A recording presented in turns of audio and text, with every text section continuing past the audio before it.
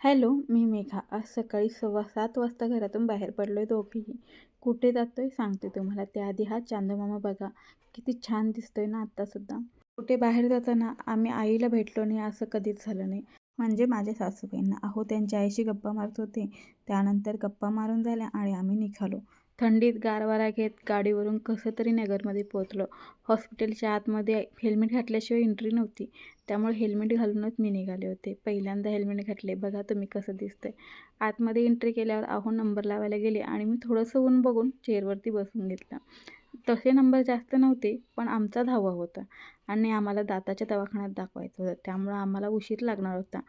पहिल्यांदा स्वतःच्या हाताकडे बघून आपण म्हातारे होतो की काय याची भीती वाटली. पण आनंदही तेवढाच झाला. चला, वय सरतीकडे चालले म्हटल्यावरती.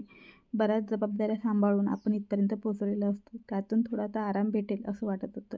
थोडा समोसा चहा घेतला